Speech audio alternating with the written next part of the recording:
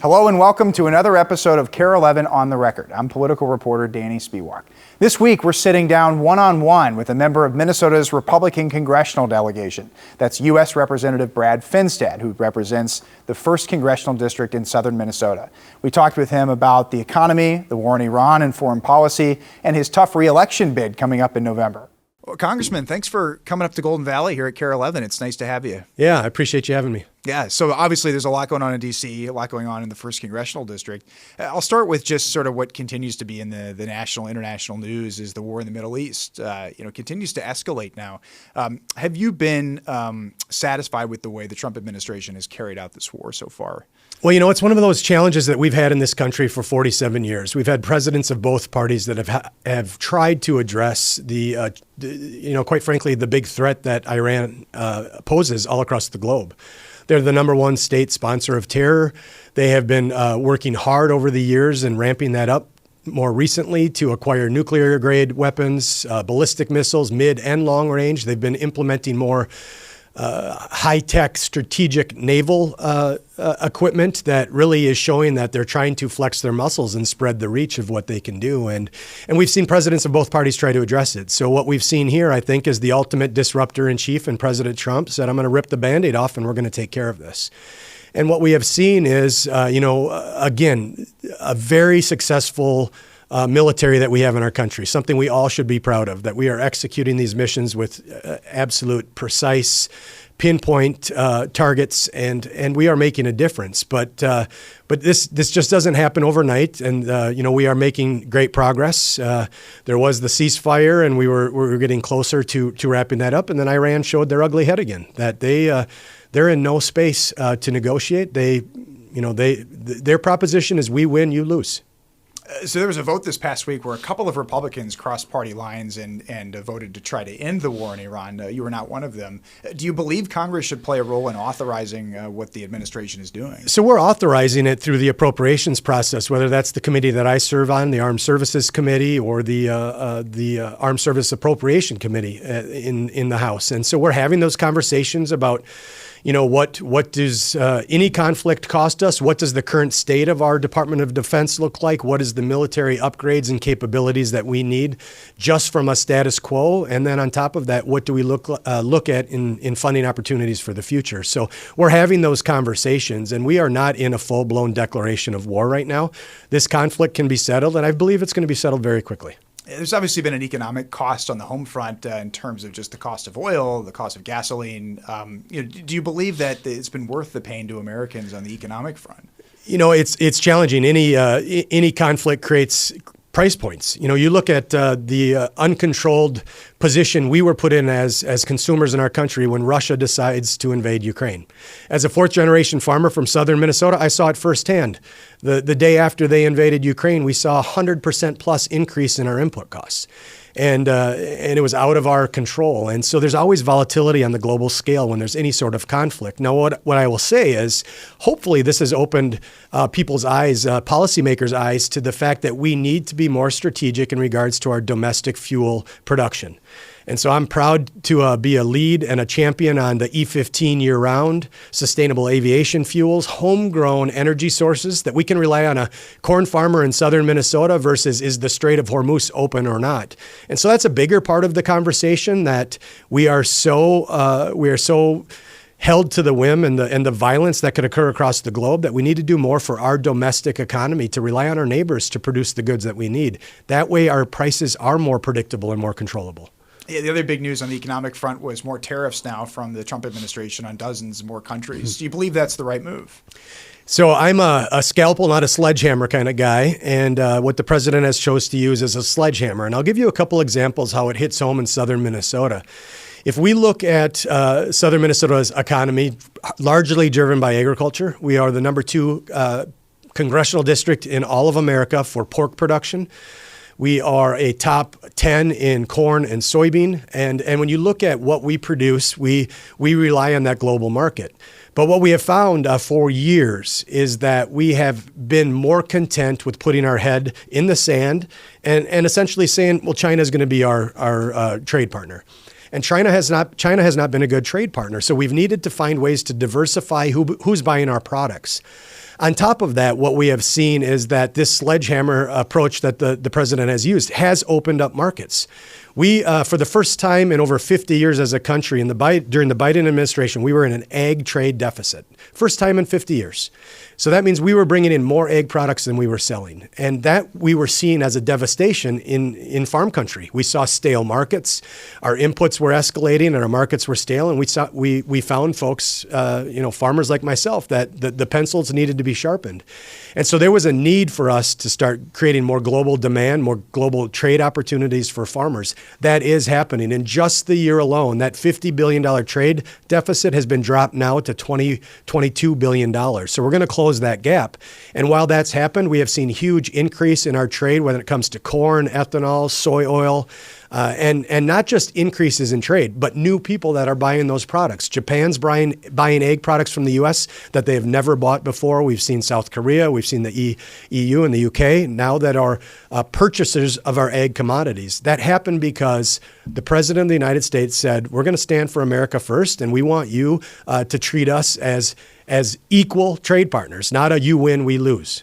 Surely you've had to have heard from some, soybean farmers and others that this is your livelihood, that have had the short-term pain. What do you say to them that are really struggling with it right now? Yeah, so the short-term pain is on the input side. And I'll tell you right now, as I walked in here today, I could sell my soybeans this fall for over $12 a bushel.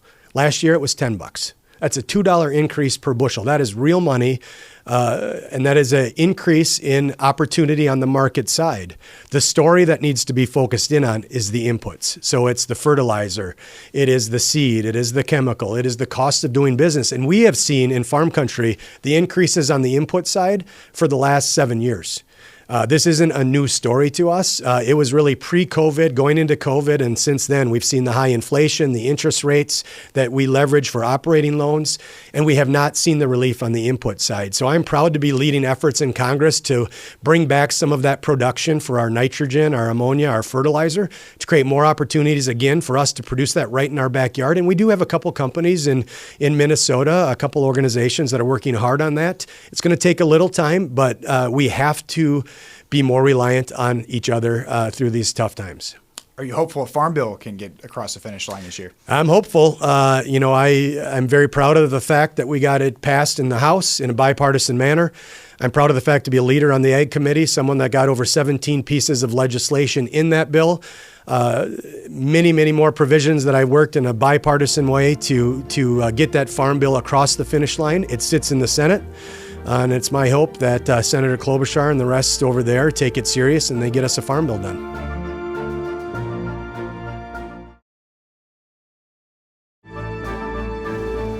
Looking ahead a couple months to November, you're obviously running for re-election. You've got a tough Democratic challenger, Jake Johnson, who's done a lot of media. He's done a lot of fundraising. Why do you believe in the 1st District in Minnesota that you deserve a third term? So first of all, the seat that I have the honor to represent belongs to 750,000 people in southern Minnesota. It doesn't belong to a Republican. It doesn't belong to a Democrat. It doesn't belong to a person. It belongs to the people of southern Minnesota. I'm a 4th-generation farmer from southern Minnesota. My wife and I, Jackie, met in 2nd grade on the school bus. We are blessed to be raising 7 amazing children in the New Ulm area. It's our home. And I will continue to serve if my neighbors continue to send me to Washington.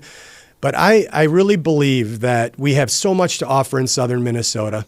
And come November, I really do believe that the election's about common sense versus crazy. And I hear it over and over and over again as I'm traveling across southern Minnesota. One of the themes I hear is this isn't the Minnesota we grew up in.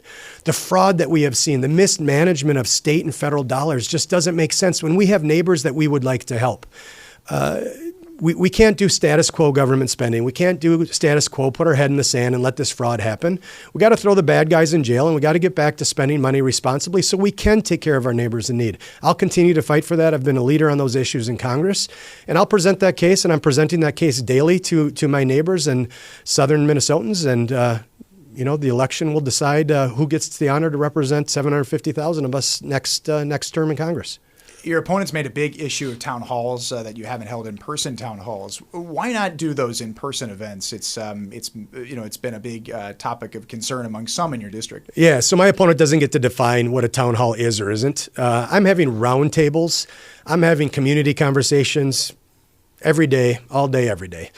Since the beginning of the year, I have met with farmers, with carpenters, with plumbers, with welders, with universities, with city government, with county government, nonprofits, healthcare providers, doctors, nurses, you name it. I have had those conversations day in and day out. I am of the belief that if we've ever needed more people in politics to subscribe to Team Normal, to actually having productive conversations that move the needle on policy that matters to Southern Minnesotans, then we have to do it in a very thoughtful, deliberative manner. And that's what I'm doing. I'm having those conversations. I'm not going to fall into the Democrats' trap of screaming of town hall, and they don't even know what that really is when they want it, other than they want a place to scream and yell and disrupt. I want productive conversations with my neighbors, and I'm having those conversations each and every day. And by the way, they're not just with people that agree with me. There are people that, have concerns or issues, and we have a conversation about that. Sometimes the conclusion is we're just going to agree to disagree. Other times I see their point, they see my point, and we come to a place where we can actually work on things to move policy and issues forward to really positively affect Southern Minnesotans. Over the next couple of months, what do you think will define the campaign heading into November? I think enthusiasm, people, remembering that there is an election and that the presidential election always gets a lot of attention. In the midterms, it's always, we voted for the president last time. We're not going to go this time. So making sure people really take that civic duty, that honored, sacred duty serious. And so it's just making sure that we get people out to vote. President Trump has won Southern Minnesota's 1st congressional district 3 times, but nothing should be taken for granted. I'm a Minnesota Vikings fan, so I'm used to some disappointments and fighting from behind. And so I'm going to keep scrapping for every vote every day up until then. We did a poll. The president's approval ratings in Minnesota are under 50%. Do you worry that there could be some discontent from Democrats, even independents, that would ride against you in November?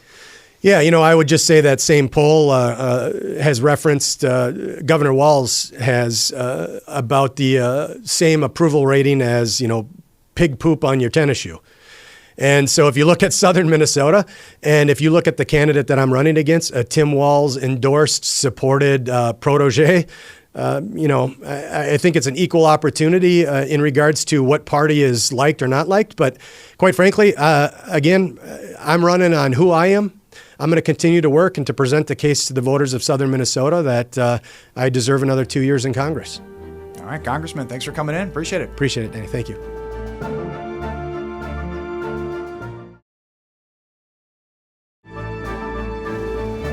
Welcome back. We move now from the 1st congressional district to Minnesota's 2nd congressional district, which is an open seat in the November elections because the current representative, Congresswoman Angie Craig, is running for U.S. Senate. There are 3 main contenders in the DFL primary for this seat next month. It's a heated battle. We've talked to 2 of the candidates already. That's State Senator Matt Klein and former State Senator Matt Little. The 3rd main candidate is State Representative Kaela Berg. She is our guest this week. Representative Berg, thanks for coming to KARE 11. It's nice to talk with you. Thank you for having me. Yeah, so you're in the middle of a very heated Democratic primary in the 2nd congressional district. You're obviously in the State House already. Why did you decide to make the run for Congress this time? Well, I really looked at what was happening to our hardworking families, folks that are struggling to afford health care, rising child care costs, those of us that do the math every time we go to the grocery store or fill up our gas tank. And I didn't see a real voice for them. And we haven't had one for a long time. There are very few actual working class voices in Congress right now, and yet that's where decisions are made about us every day. And that voice is missing, and that ends with this campaign. What type of specific legislation do you think you'd be pushing for in Congress when it comes to issues of affordability or just the economy? Well, I think one of the most immediate and most important things we can do is end this war in Iran. It is costing us billions of dollars a day while folks are going without health care or while farmers are priced out of the private market. Health care is a human right. and we need to treat it as such and fight for Medicare for all so everyone can get the care that they need. We also have to fight the corruption in Washington. Billionaires are lining their pockets every single day, not representing the people in their communities, folks who know more what's in their portfolio than they do how much a gallon of milk costs. And those are some of the biggest hurdles that we have when we talk about the affordability crisis facing us. And when it comes to the issue of health care, obviously the current Congresswoman Angie Craig has kind of had a little bit more of a nuanced approach in terms of like a public option, but not quite Medicare for all. Do you believe that the full Medicare for all is realistic in what could be this next Congress? Whether it's realistic or not, we still have to fight for it. Look, this endless and reckless war in Iran is costing us billions of dollars a day. They are gutting what little health care we have in order to pay for this war. And I think that there has never been a bigger appetite for Medicare for all. I think it's something that a lot of people see as the right solution. We just need to fight for it. When it comes to the war in Iran, you look at some of the big votes that have been taken recently. Obviously, there was the one that the House just passed this past week in terms of trying to rein it in. There was an amendment on Israel and support to U.S. support for Israel. Where do you stand on the issue of American support, military aid to Israel? Well, that amendment was poorly written, and it was political gamesmanship by the Republicans meant to divide, and it did. But we should not be sending our tax dollars to Israel. We should not fund this war that Benjamin Netanyahu has gotten in with our tax dollars. We need to end the genocide in Gaza. We have people here who are struggling. That's where our tax dollars should go. No more weapons to Israel, and no more of our tax dollars funding a war that is unconstitutional, illegal, and no one asked for this, and no one gave approval. When you look at your two primary opponents, what do you think separates you in terms of the top three that you are running for this nomination for the November election? Well, there are the obvious things. My name is not Matt. I am the only woman in the race, and I'm the only working class candidate in the race. And we are seeing real energy and momentum behind our campaign, people who see themselves in their choice for a representative. There are about 5 of us from across the country that are union members, working class, and we're seeing momentum, both here in this race and in their races. And people are ready for a different choice in the candidate that ends up on their ballot. And that, I would say, is the main difference when we talk about affordability. I still live paycheck to paycheck. I'm a state legislator and I'm a union flight attendant, and I have to work both of those jobs to make ends meet. I'm not getting ahead, I'm making ends meet. And so as we're talking about these real affordability issues that are affecting our working families, I live that alongside them, and my community knows that. And that is why I've increased my win numbers each time in my state race, and how I've been able to get real meaningful change for working families in Minnesota at the legislature. That's what I'll do in Congress. Your district, the 2nd district, is a really interesting one geographically, economically, and described a lot of times as a purple district. If you were in a general election, how would you make a pitch to, say, maybe a conservative-leaning voter or an independent who hasn't traditionally voted for Democrats? Well, I think no matter how you vote, people are struggling. Families are finding it harder and harder to stretch a dollar. Their paychecks are not keeping up with the cost of living. I don't think that how you vote determines that. And so when I'm out on the doors and I'm talking to voters, I'm hearing their struggles. A teacher pays 1/3 of her salary in health care for her family, a public school teacher. And this is not a story that is a one-off.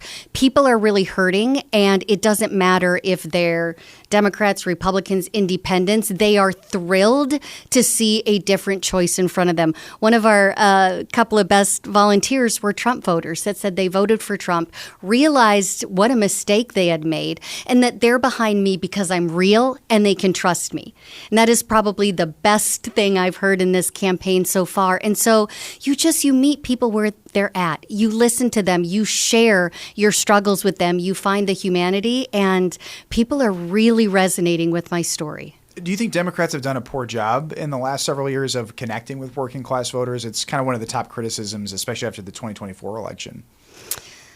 I don't want to try to be a pundit on what may or may not be going well with the Democratic Party. What I will say is people are excited for change, and they're excited to see a candidate that reflects themselves, that knows what it's like to not have health care. I've relied on Minnesota Care, haven't qualified through my employer. And so I went without health care during the global pandemic as a frontline employee. And I look at my opponents who've both sided with the healthcare industry. One of my opponents, Matt Little, went so far as to vote with the insurance companies and to gut Minnesota Care that I've relied on, that my kids have relied on. I know what's at stake, and I'm not willing to make those decisions for other people. People need to know that we're going to fight for them, that we're going to put them first ahead of the insurance industry, ahead of big oil, ahead of big pharma, and fight for their right to access, life-saving care or even preventative care. What do you think in the next couple of weeks this campaign is going to boil down to? It really is affordability. I'm honestly, as people watch this administration line their pockets, and their pockets are getting more empty and more empty, they are not happy. And we've talked about health care. That's probably the number one issue in our district, is accessing health care. And somebody who's going to put them first, someone they can trust. And when they hear my story, that just like, them, I've gone without health care, or I live paycheck to paycheck, or I live in a one-bedroom apartment that's affordable to me because my kiddos are grown and finding their way in the world, that matters to them. All right, Representative Berg, thanks for coming in. Appreciate it. Thank you so much. Thanks for joining us for another episode of KARE 11 on the Record. Remember, you can catch us every Sunday morning at 6:30 and streaming on KARE 11 Plus. Real Minnesotans failed by a broken system. Countless promised housing and care left with nothing. Taxpayer dollars stolen. KARE 11 Investigates kept digging until the state and the nation couldn't ignore it. Reporting that helped spark criminal charges, new laws, and shut down shell companies. And we're still digging, following leads, asking questions and demanding answers, because this story isn't over. Investigations that move Minnesota forward. KARE 11 Investigates.